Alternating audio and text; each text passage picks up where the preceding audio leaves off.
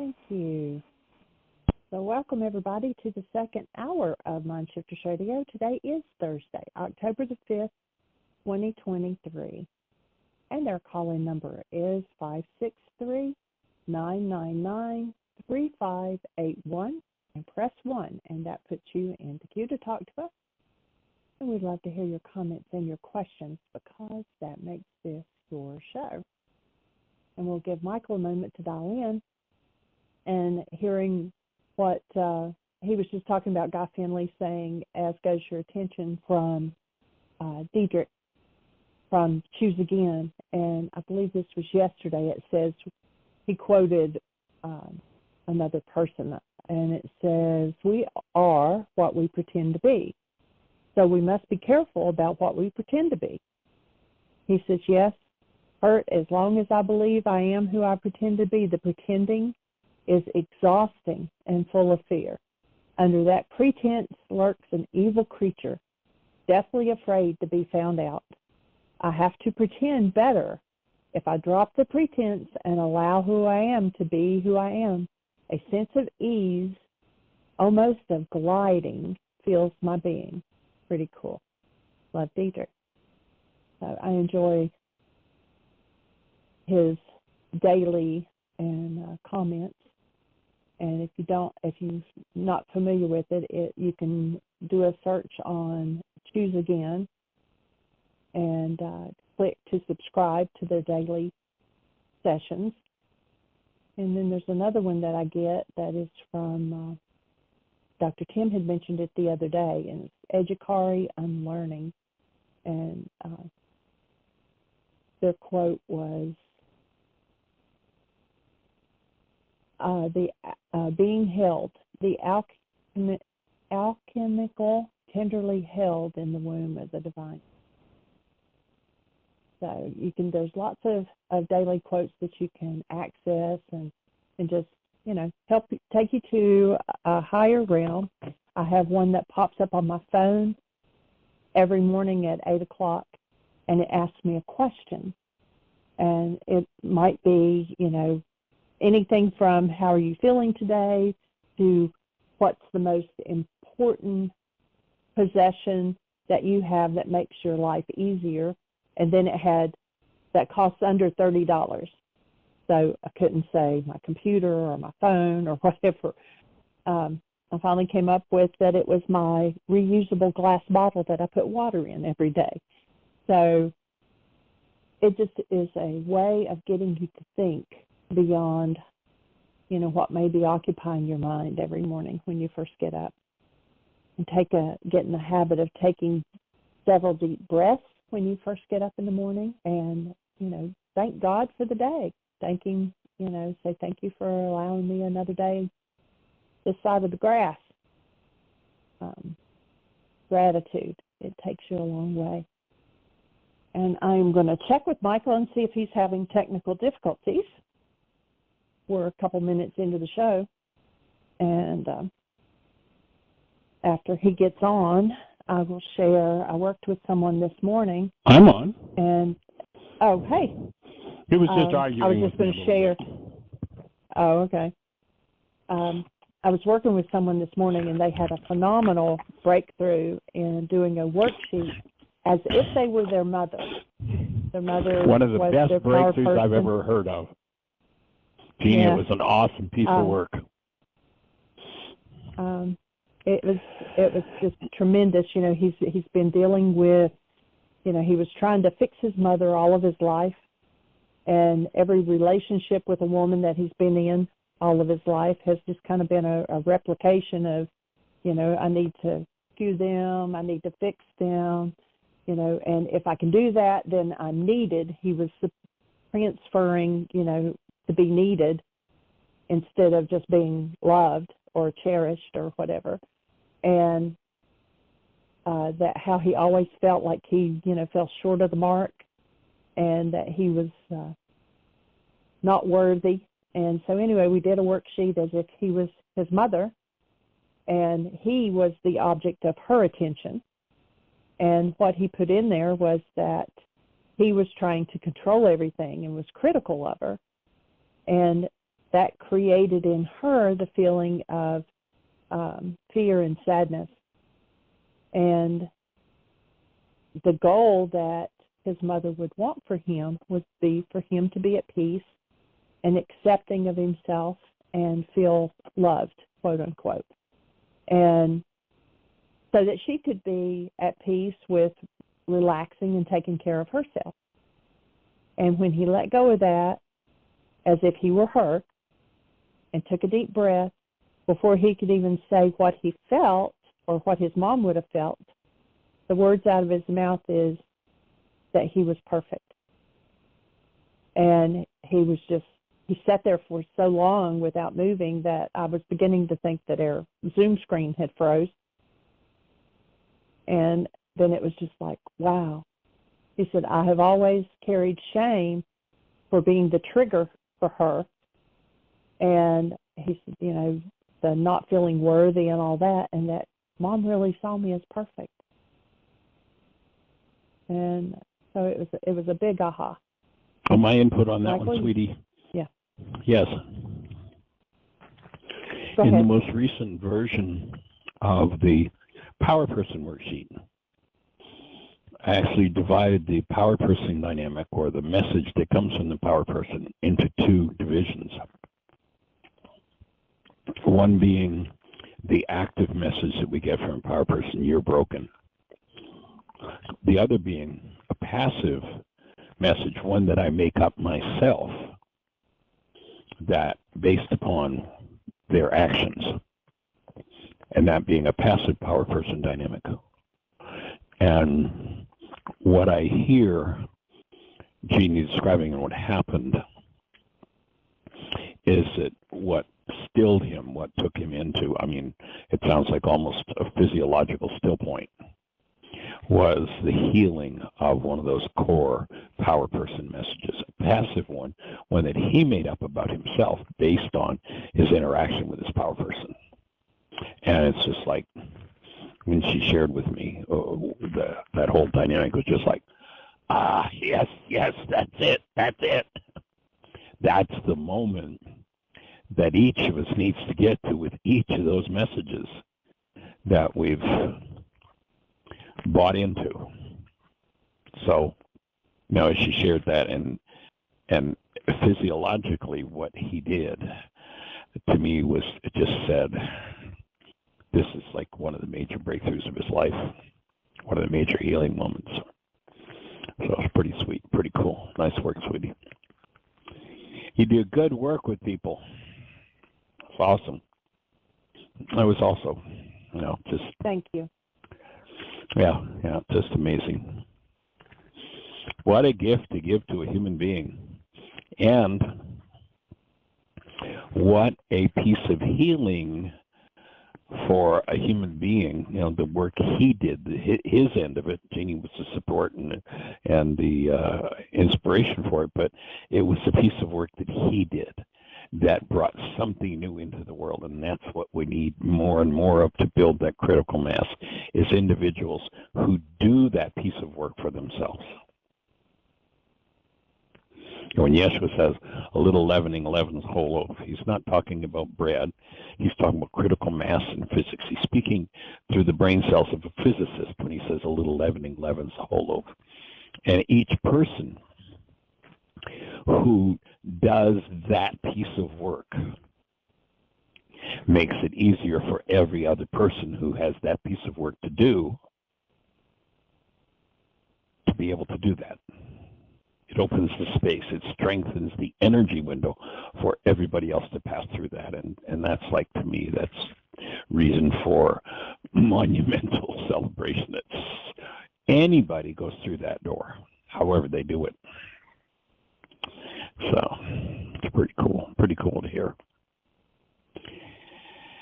And it's pretty cool that we get to continue this conversation, to continue this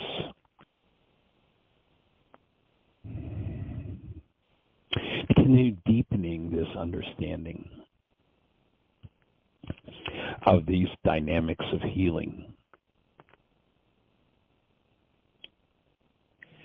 and the willingness to take the tools into deeper places within ourselves.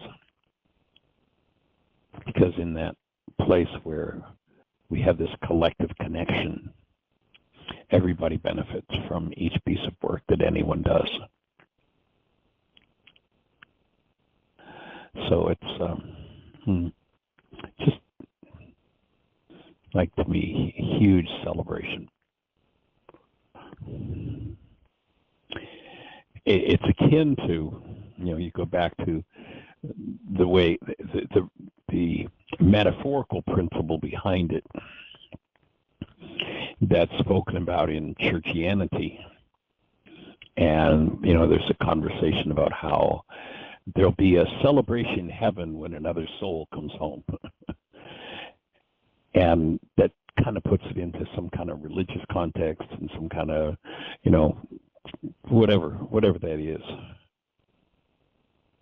as opposed to something that applies where we live, and that we can be this space with and for each other, just, doesn't matter where it is, in the car driving somewhere, and on the telephone, and a Zoom meeting, and, wherever, that when we choose to be that space, when we choose to do that level of work, that we create this opening that applies in real life but has been misinterpreted as something otherworldly. There's nothing otherworldly about anything except the state of being that each of us lives in as who we are. And the idea is to bring that to earth.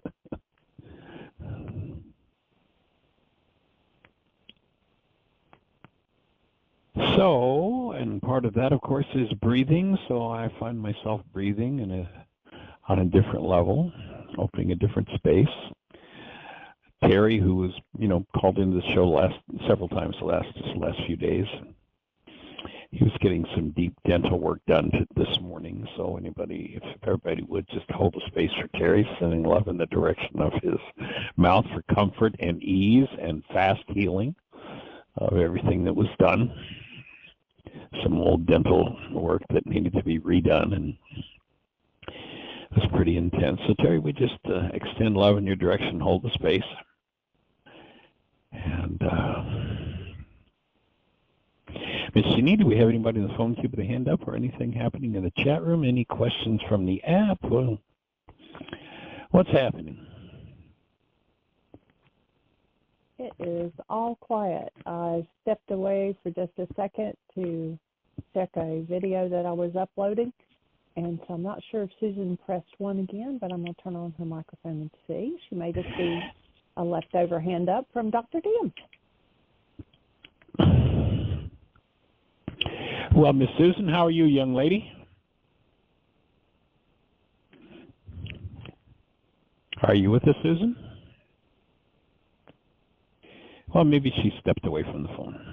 No, I'm there. I had muted myself after Dr. Tim finished. Sorry, guys. Yeah, hi. That old mute challenge. Been there, done that. Yeah. I'm doing okay. How do you be? I'm okay, very well, but working on my junk ongoing.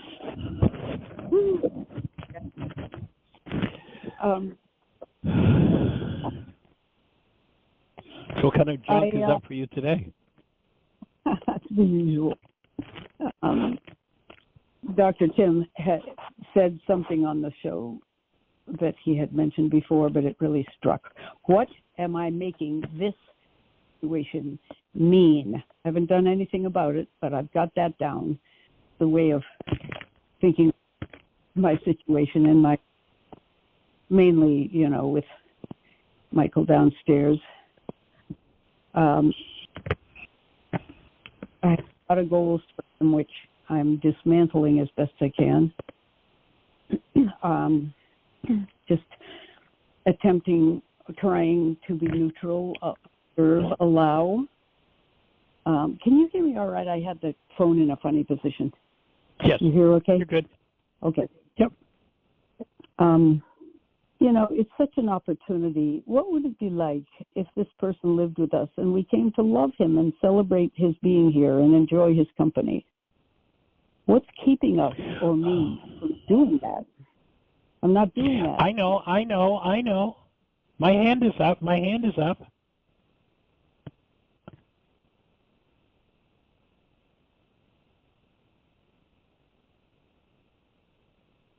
Go for it.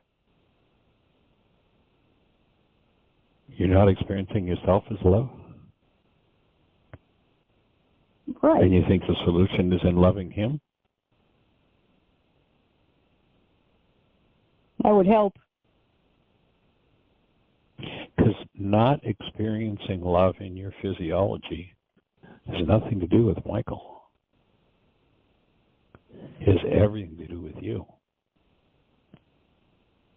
Why would you withhold the experience of who you are as a human being from yourself in this circumstance? What is the meaning you've given? What is the reality that you're holding that withholds from you your experience of yourself as love?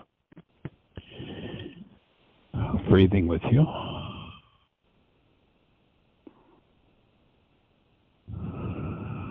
Well, if I don't know how to, I know it, I see what you're driving at.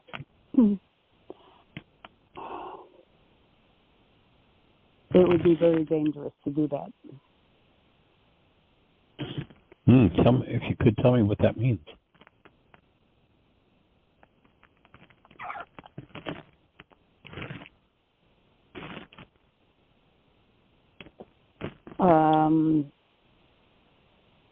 Well,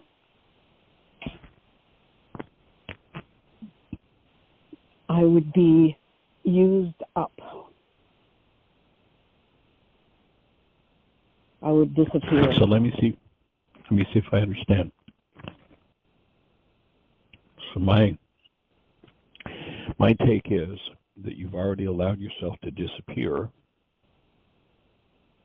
and you've made up a reality that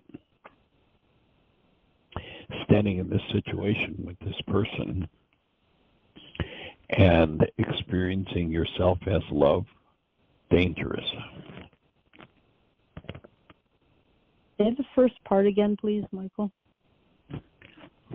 What I'm hearing you say, and I'm trying to clarify to see if I'm hearing you correctly, is that, first of all, when you say I would disappear, the truth is if you're not experiencing yourself as the presence of love in this circumstance, you've already disappeared. You've left the scene. Yeah. That's a good point. And you've left a false self behind to interact in this situation. And then to say it would be dangerous to function as love, to be my pure state of being in this situation. I don't even know where to put that. What does that mean? That's what I'm trying to get from you. I think I understand, though, what you're saying. Tim Hayes said, just because if you became, you were loving, it wouldn't necessarily mean keeping. It might mean finding a way to have him leave. And then he talked about enabling. Oh, what are we doing here? Are we enabling? And of course, right back, I have answers for that. Like, if he were a regular person, and maybe he is, but I'm not sure he isn't mentally ill or delayed in his maturing, even though he's not stupid, perfectly smart. Right. I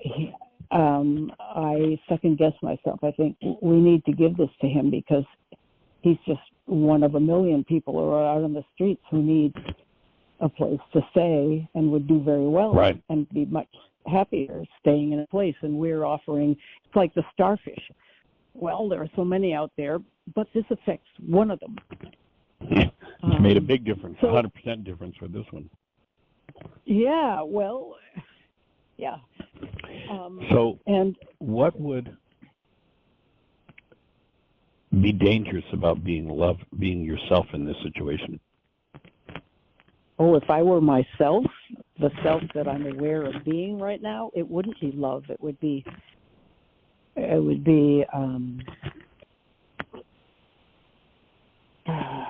not nice.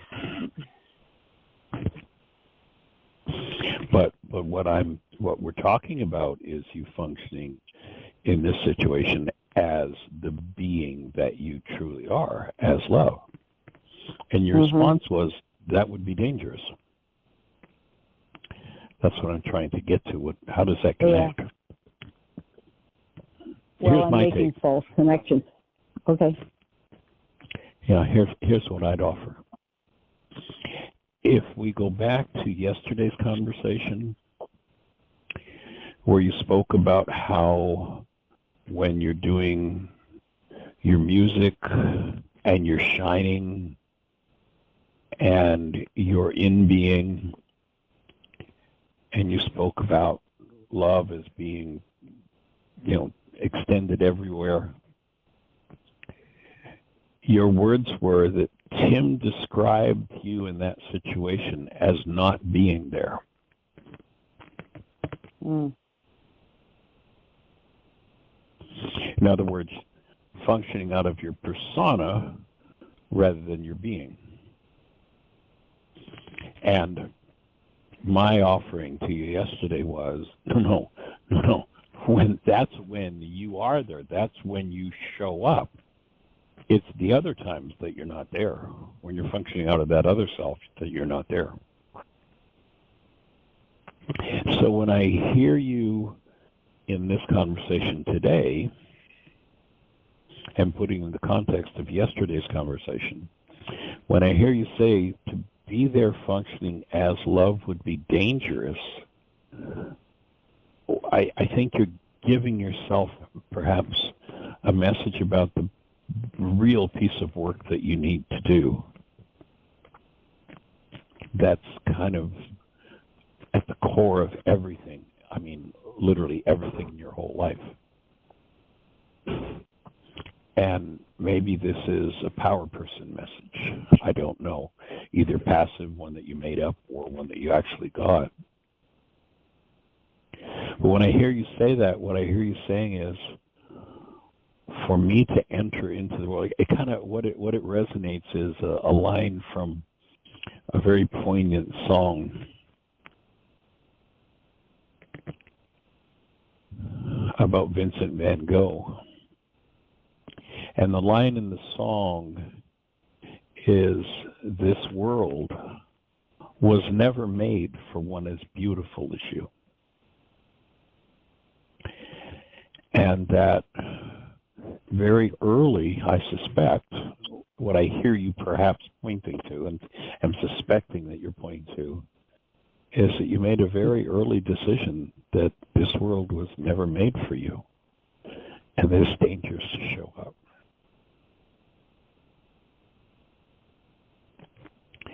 And therefore you have a construct in your mind that inhibits you and warns you away and pushes you away, even when you want to show up. And when you collapse that one, that dynamic will change. And you'll recognize that it's safe for you to come into this world. Fully, totally, completely. Who was it that said, go ahead. So I'm complete. A couple of days ago, and I wrote it down in a notebook, but I don't know who said it, whether it's you or in a book or something. It said, choose the capital S. But if you do, not everybody's going to like you. So when I'm teaching, I think I am probably in a pretty pure ego state or whatever it is. And I do feel as if it's a state of power and purpose and ease, and it flows naturally. And if I took that downstairs into the kitchen, when Michael comes up from the basement holding his dog as if he's the crown jewel and talking to his dog saying, you're okay, don't worry, you're okay. Putting him outside to do his business, walking around the yard looking like an enormous angel, and picking up that dog and bringing him in. Don't worry, it's okay, you don't have to worry. Talking to himself, talking to the dog. I feel as if there's no place for me to be the powerful person who teaches dance. I'm like shoved into a corner. I'm not even making sense when I say this. Oh, yes, you are. You're describing a power person dynamic perfectly. You're making 100% sense. Okay. I'm going to put it to you to sort that one out then. Well, I'm thinking that, and I'm not sure, but what you're referring to about the conversation you had today and who said it, I know I didn't say those words, but you might have been talking about a situation where we were talking about Yeshua, and that when someone shows up at 100% vitality, it raises the vitality of everybody in the environment. Mm-hmm. Therefore, everybody in the environment goes into a healing crisis. And it gets crazy. That's why we're taught very early to tamp it down. Too much vitality. I don't want to feel what's coming up for me when I'm in your presence, because you strengthen me so much I can no longer hide from myself. Mm-hmm. Is that what you're referring to? Connect that, Michael. Okay.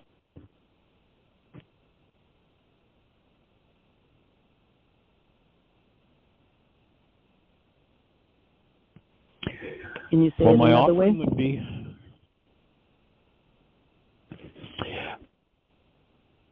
I guess the bottom line for me would be that it's safe to show up.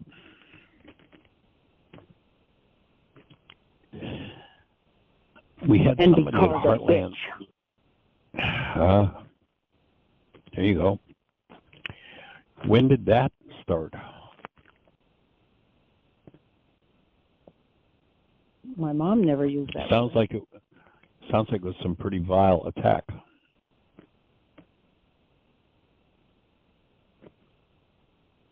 What word did your mom use? I don't know where that came from.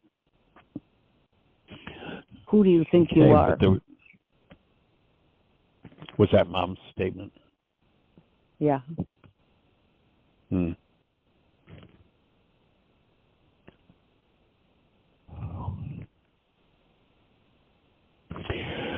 Well, I think you are a being straight out of the love of God. And I'd support you showing up in your life 24/7, 365. Just because that's what we're designed to do. Well, that might mean that others are going to go into their own healing crisis and do their projections, yes. But if I process what's in me about what they have to say,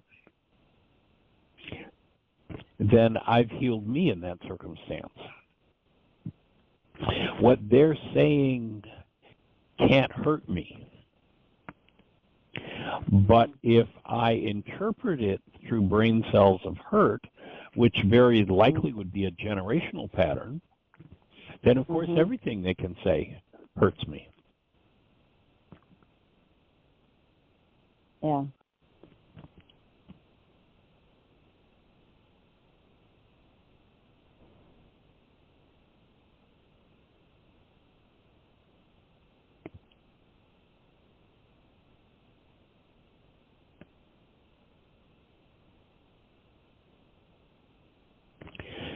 for me, having been involved in this conversation about Michael since the beginning, Yeah. my take is that you and Tim Bingham are showing up pretty powerfully as generous, giving, overflowing presence. And I hear that Michael's response to that resonates a different part of you that is he's bringing up for healing in you.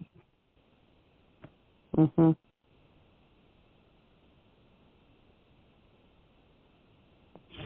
And I'm in full agreement with what Tim shared with you. Tim Hayes shared with you that you mentioned a moment ago, that being love in his presence might mean looking for a pathway for him to be taken care of in a way that you're not equipped nor required, nor should you be required to do it. So that, Yeah, I'm in agreement with him 100% with that. I can go there. That's okay. And it's even been better because I've been saying I got an application in the mail the other day for him to fill out, but I'm doing it. And it's okay. I can do that. I don't want to keep doing it. I would like him to grab hold and make some calls and start working on Take his some responsibility. Future. Yeah. But it isn't as if I can't. It isn't as if I don't have time. Something in me gets pissed off. Get up already, And this is what I'm working with. The bitch. So my input to you would be, so it's time to heal your pissed off part, and it's perfectly okay from that space of being in that space of love to just say, you know something, Michael, this isn't my job, it's yours. And you need to do it. I think that's a perfectly fine place to be. But if you're coming from a place of defensiveness, then very likely it's going to arouse some of that name calling toward you. And it might arouse some name calling anyway, but if you're connected to love, you'll look and go, it looks like you have a problem in the fact that this support I'm offering you looks like a good reason to call me a name. That's so true. That's good. I can see how either one would happen. But hearing what you say, I feel more prepared to see it in a more neutral way, not just as an attack. Well, ultimately,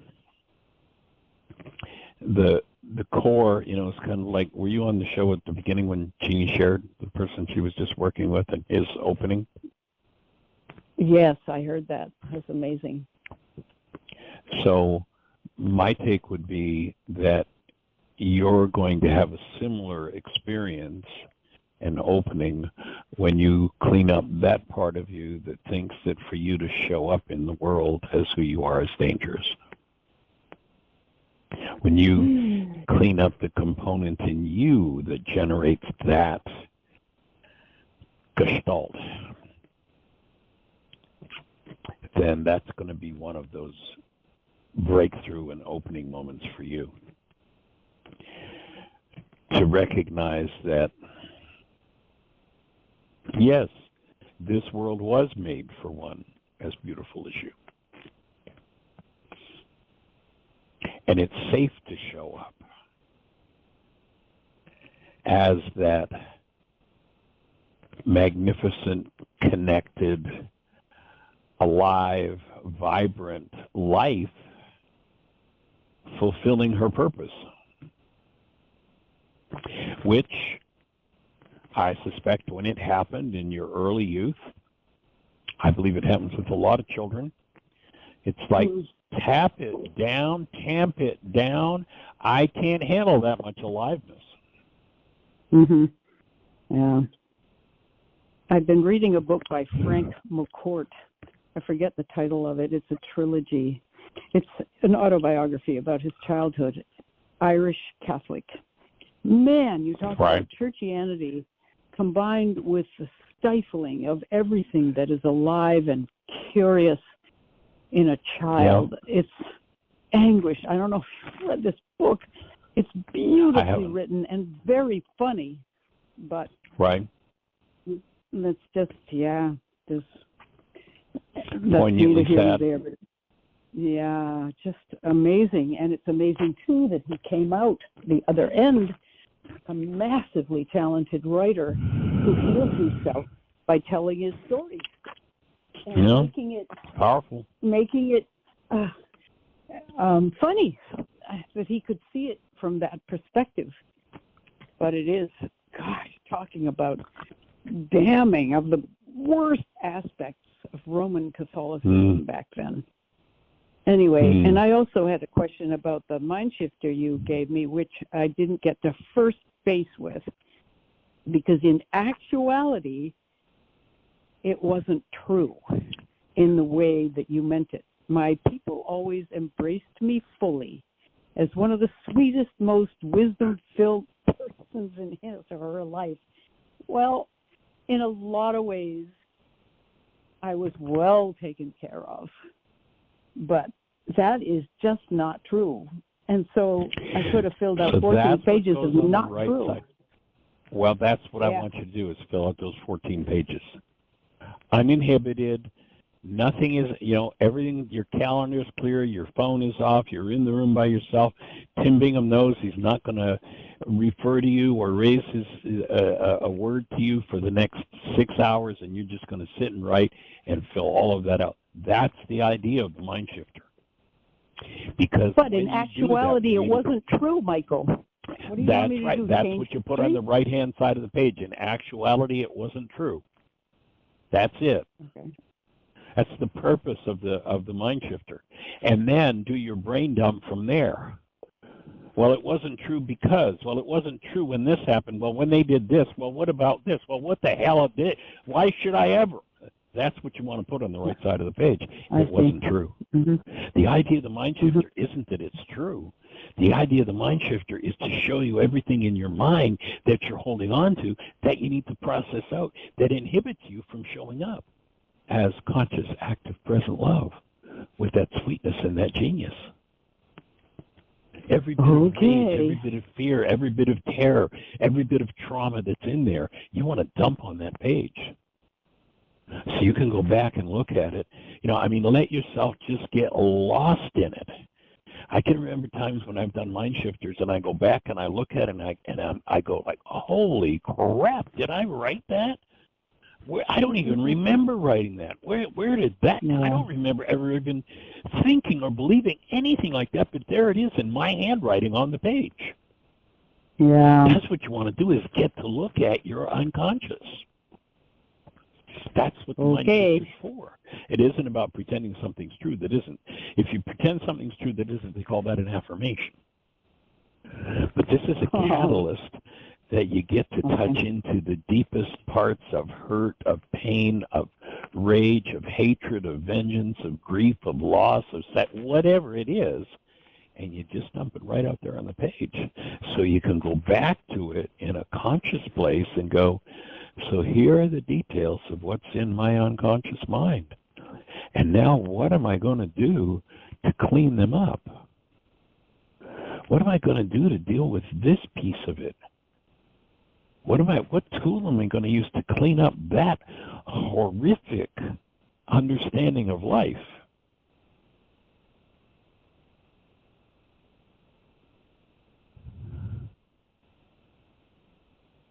So 99.9% of mind shifters that I would offer to somebody are not true. It's not the objective of them to be true. The objective is to bring up what's unconscious about that issue, so that when you get the opportunity to become conscious of what is unconscious, you get the opportunity to clean it out so it's no longer there. So that's following the scriptural instruction that says, hear the heart, take care of the unconscious. That's how you take care of it. You dump it out, and you go back and you clean it up, and you heal it. That's great. You know, Michael, you call this targeted journal writing, or Dr. Tim does. You call it a mind shifter. He calls it targeted journaling. Right. Right? Okay. It's very interesting how I have never put those two together, even though it's nobody's fault but my own. I have been going into the park in the early morning, just at dawn, turning on my recording on my phone or the dictating part. You can dictate a note. It's always a mess. Right. Too many commas. Sure. Weird apostrophes and stuff. But it's all there. Right. And talk Right. into it. That's been my method of journal writing. And Dr. Tim gave me an assignment 2 weeks ago or 3 weeks ago to do that. I'm still doing it every morning. Every morning there's more.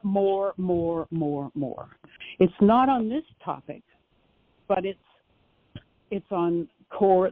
It'll get to this topic because it ends up being the same. Yeah. This one, I can imagine doing that. Just take you directly there. Yeah. Yes. Perfect. And it's all written down, and it's all there. And I've looked at it. I title each day's work Crux 1, Crux 2, Crux 3, Crux of the issue. This is it, and go after it. It's been great, but Fenelon is visiting me all the time because of that. He's become your bedtime companion, has he? I know, practically. Yeah, I know. I appreciate that guy. Well, you know, when you think about what psychologists say about, 80, 90, 95, perhaps as much as 98%, I've heard psychologists who've estimated 98% of our thinking is unconscious. When you think about that from the point of view of, and this is just my thesis, I've never heard this from anybody else, but my take is, as human beings, we are not designed to have an unconscious mind at all. Nothing should be unconscious in us. The only reason we have an unconscious mind is because of our denial and dissociating from things. So to me, half of the work is uncovering what we've dissociated from so we can clean it up. And that's what every tool is about, whether you call it, targeted journaling, or you call it a mind shifter, or you call it a worksheet, or you call it the commitment, or you call it a power person worksheet. Each of the tools is designed to uncover, expose us to what's running us that we don't know is running us, what we've dissociated from. And then in coming back into conscious relationship with it, as active present love, enlisting the support of Ruka Dakucha, it dissolves. That's all. It's gone. And when you start to think about, how long ago do you suppose it was in your bloodline or mine that somebody decided they were going to do a mind shifter and clean up all of the unconscious dynamics in their family system? I don't know about you, but I sure can't conceive of anybody, when I think about, I had some wonderful, in my early life, some of the people around me that were family that were wonderful people, but I guarantee you they never thought of having this conversation and couldn't have, 1,000 years probably. And I can't fathom that there's anybody, knowing the stories of, hearing about what my dad came up with in Glasgow, Scotland, a tough, street kid in Glasgow, Scotland, what my mother came up with brothers that were basically violent drunks. I can't fathom anybody in the family system that ever said, I wonder what dealing with I wonder what would happen if I took care of my heart, my unconscious. There were a lot of church people in it, but I guarantee there wasn't one of those church people that would have gone, I'm not here to pray to God. I'm here to open my heart and look at what's hiding there and go back into direct relationship with the presence of love in me. I can't fathom there was anybody in any generation I can imagine. There might have been. So if you're the early adopter, what is there to clean up? I mean, it's phenolon in spades. No kidding. And you say ask Ruka. Well, Ruka is around, I'm sure, but I'm still in such a muddle about so many of these things that I wish Ruka would step it up. Well, remember that the only thing that inhibits Ruka's ability to step up is our unwillingness. Michael, don't even say it. Our unwillingness. You see, if I have a use for this, well, okay, I recognize that this hostility is ruining my experience today, so I'm going to get rid of my hostility, but Rook, I want you to take this away because it's really terrible and it's really hurtful. I'm really suffering from it. I really want to be rid of it, but if you would, just leave a little piece of it in my back pocket in case I need it. I just nullified all my willingness. And, there's a whole section in the Course in Miracles. Might be a good time to go back and look at that on the development of trust. It's going to take trust to let it go to that point where, think about that early lesson. In my defenselessness, my power and safety lie. Oh, yeah. I'm going to let go of every defense, every ability to proclaim there's a reason why somebody else is responsible for this and I'm the innocent victim. It's like, like putting on a big pair of shoes. And who's willing to go there? And I think, somebody cartoon on my Facebook page not long ago, and it was two little kids kind of like skipping down the idyllic roadway to what was obviously, the idyllic place off in the distance, the sunset with the blue sky. And the caption was, we're just walking each other home. Yeah. We're just walking each other home. That's it. Back to where we belong. And we've strayed so far from home that it seems like it's become impossible to find our way back.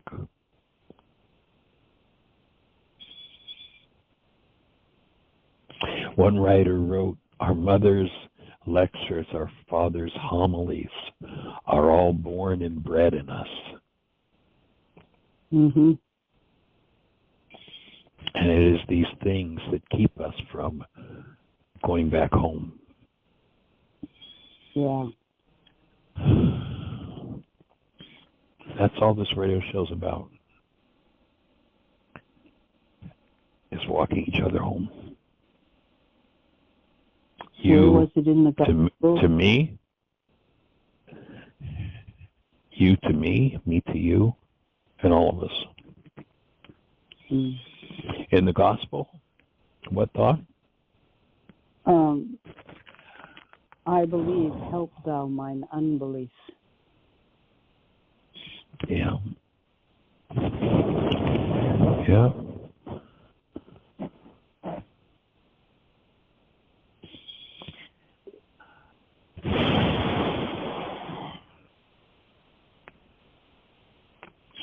Oh, Michael, guess what?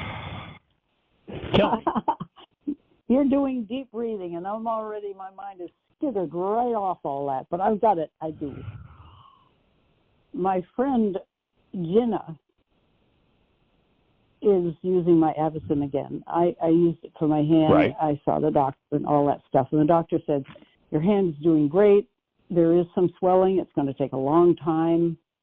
Just keep doing what you're doing, which is playing the piano, among other things. Anyway, So I've given it back to her, and she loves it.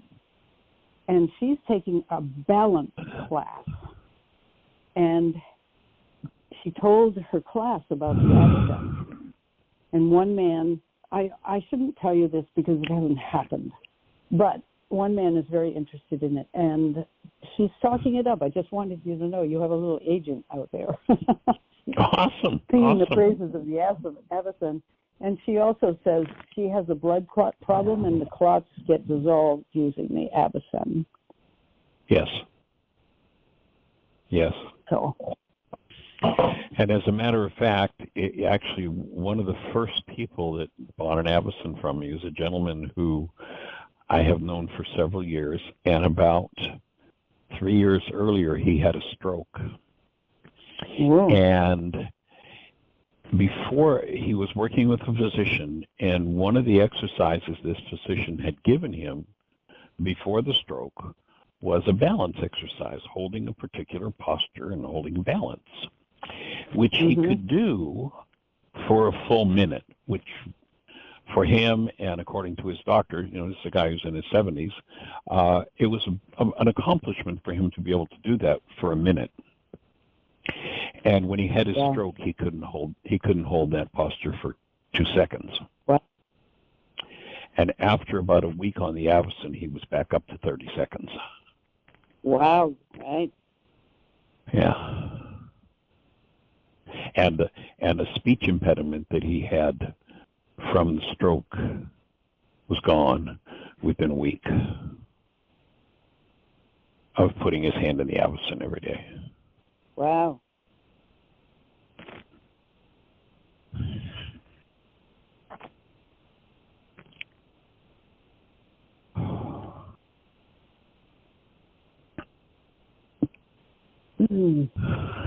So breathing with you. And thank you. Well, I feel energized, or empowered is better word. Boy, you and Dr. Tim really, you're like these tandem gurus. And I know that sounds as if I'm putting you on a pedestal. I'm not. He's always harping about, don't put people on pedestals. I'm working very hard not to put, that's why I rib you freely, Michael, because I'm not putting you on a pedestal. And that's fine. But I hear anyway, your speech. I know what you're really doing. I know. Quiet about it. I use the wrong responsible communication. Well, let me just say that the reason I'm saying thank you for this conversation is because this conversation your interaction here just pulled more tears out of me than I've had flow in a long time. So I'm appreciating it. Oh, don't tell me that. That's really incredible. You're going to break my heart. No, we'll probably heal our hearts. Yeah. Careful where your speech goes. I know. So what was it about it that got to you?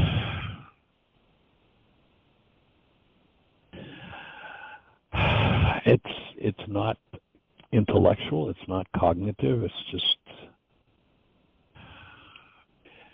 I think it's mostly tied to appreciation.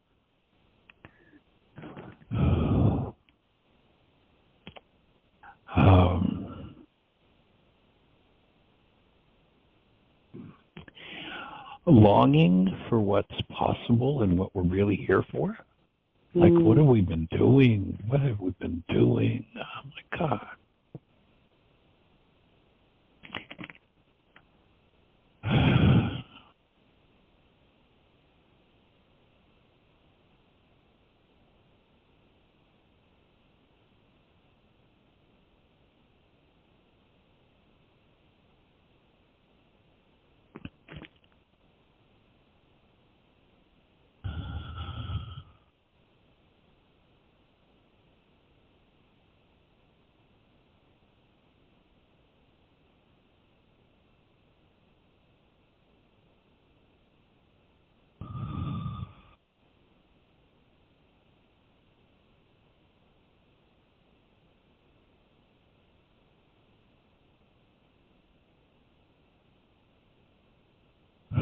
Breathing. And I've got a pulse going on in my cranium like I rarely get. So definitely something breaking loose and moving.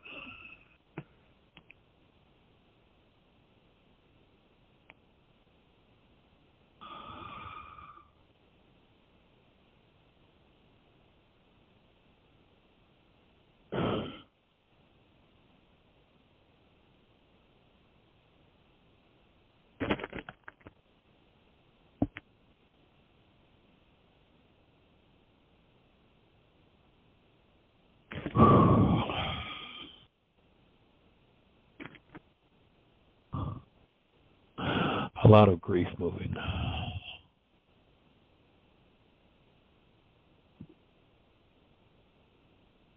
What about Michael?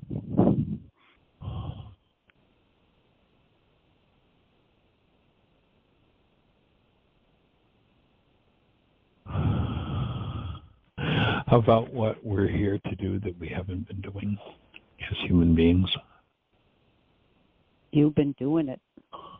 What more can you do? You've been Heal my flat grief out about for when years, it hasn't Michael. been doing it. Yeah. And what I can do is look at, feel, deal with, heal, breathe through the grief when I didn't and when it hasn't been, and whatever the underlying energies are.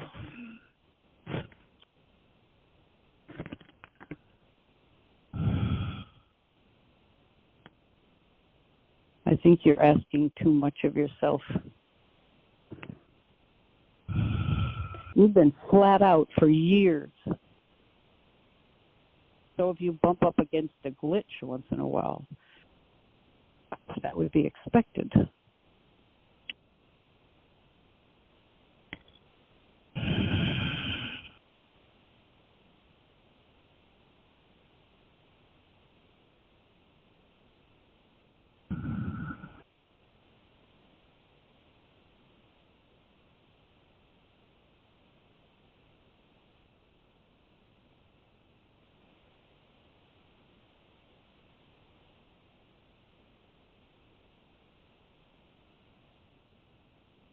A pulse is going off all over in my body. I've got my hand in the abyss and it's just pounding like a, I don't know what. Jeanie, you better take care of that guy of yours. Bring him up. Oh, he's rocking. He's doing well. This is not a complaint by any stretch. This is appreciation for a space that, to me, is precious. You know, to me, it's like what I work towards, what I head toward, and it's so precious.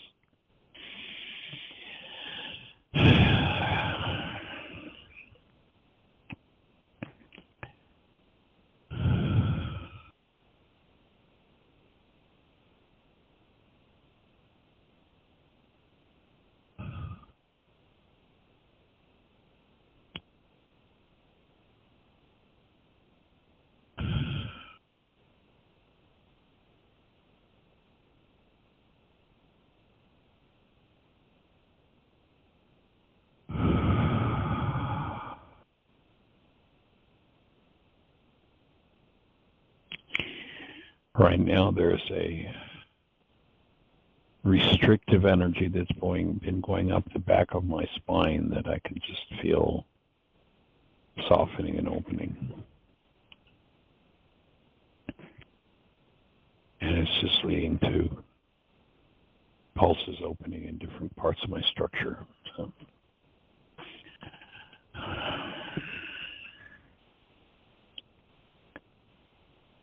So what I'm saying with appreciation.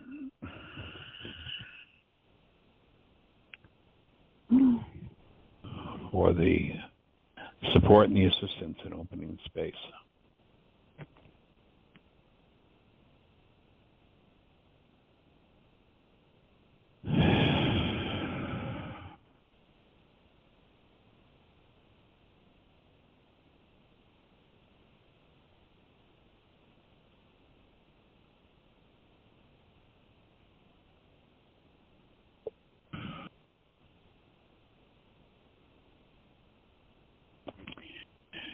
So, young lady, we're down to the last minute or so, and we'll be holding the space for that mind shifter that you're going to dig into and just let blast.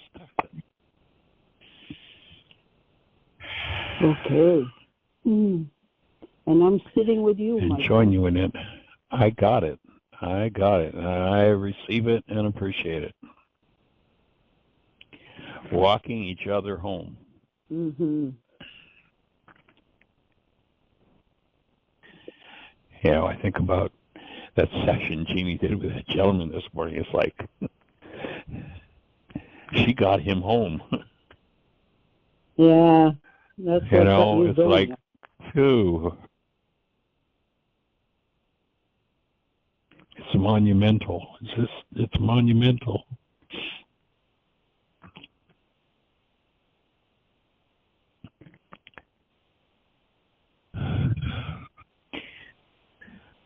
So the show is going to cut us off.